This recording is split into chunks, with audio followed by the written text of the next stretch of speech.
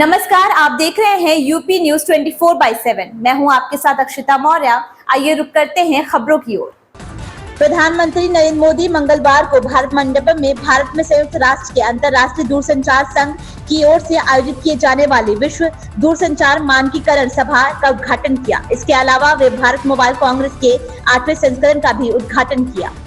ऐसे पूरी दुनिया को कंसेंसस के जरिए एम्पावर करने की बात करता है। इंडिया मोबाइल कांग्रेस पूरी दुनिया को कनेक्टिविटी के जरिए सशक्त करने की बात करती है। यानी इस इवेंट में कंसेंसस और कनेक्टिविटी भी एक साथ जुड़ी है।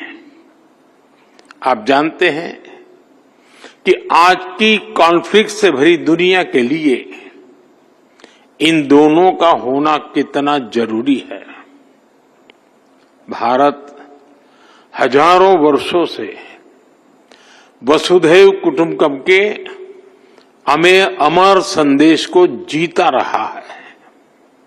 हमें G20 का नेतृत्व करने का अवसर मिला, तब भी हमने one earth, one family, one future का ही संदेश दिया। भारत दुनिया को कॉन्फ्लिक्ट से बाहर निकालकर कनेक्ट करने में ही जुटा है। प्राचीन सिल्क रूट से लेकर आज के टेक्नोलॉजी रूट तक भारत का हमेशा एक ही मिशन रहा है, दुनिया को कनेक्ट करना और प्रगति के नए रास्ते खोलना। ऐसे में WTSA और IMC की ये साझेदारी भी एक प्रेरक और शानदार मैसेज है। जब लोकल और ग्लोबल का मेल होता है, तब न केवल एक देश बल्कि पूरी दुनिया को इसका लाभ मिलता है, और यही हमारा लक्ष्य है। फ्रेंड, 21वीं उत्तर प्रदेश के बहराइच में हुए दंगे नियंत्रित करने के लिए खास तौर से ड्यूटी पर लगाए गए पुलिस अफसर अमिताभ यश की कीर्ति हिंदी सिनेमा तक लगातार पहुंचती रही है। अमिताभ ने ही बुंदेलखंड में आतंक का पर्याय रहे ददुआ उसके गिरोह का सफाया किया था। ददुआ और अमिताभ यश के बीच घमासान पर जियो स्टूडियो ने इसी के नाम से एक फिल्म बनाई है और इस फिल्म का प्रीमियर इसी हफ्ते मामे फिल्म फेस्टिवल में होने जा रहा है। सुप्रीम कोर्ट ने पंजाब में पंचायत चुनावों के लिए जारी मतदान पर रोक लगाने से इनकार कर दिया है। सर्वोच्च न्यायालय ने कहा कि अगर पंचायत चुनाव के लिए मतदान पर रोक लगाई जाती है तो अराजकता पैदा होने का खतरा है। राजधानी दिल्ली में वायु प्रदूषण बढ़ने के साथ ही मुख्यमंत्री आतिशी ने उच्च स्तरीय बैठक बुलाई है। दिल्ली में ग्रेडेड रिस्पांस एक्शन प्लान का पहला चरण लागू हो चुका है। पहले चरण की बंदिशें लागू हो गई हैं। सोमवार को केंद्रीय वायु गुणवत्ता प्रबंधन आयोग की उप समिति की बैठक में वायु गुणवत्ता के पूर्वानुमान को देखते हुए यह फैसला लिया गया था।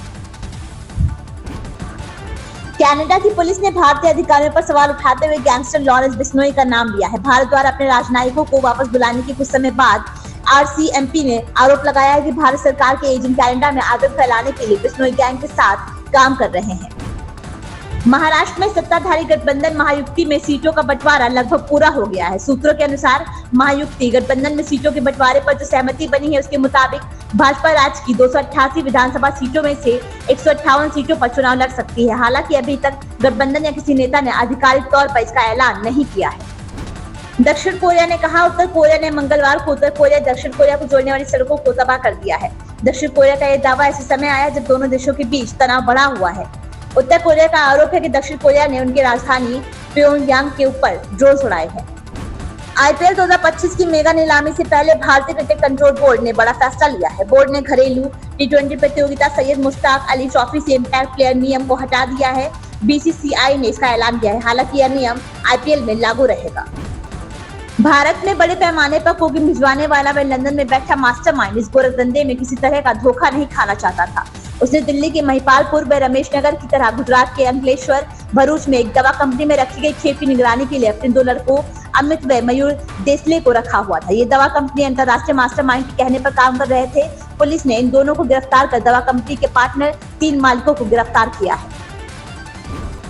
साइबर हमले का दंश झेल रहा सूचना प्रौद्योगिकी विकास एजेंसी इस तरह के हमलों से बचने के लिए आधे अधूरे कदम उठाता आया है। हालात ये हैं कि करोड़ों रुपए के सॉफ्टवेयर और सुरक्षा संबंधी सॉल्यूशन खरीदने के बाद उनका इस्तेमाल ही नहीं किया गया।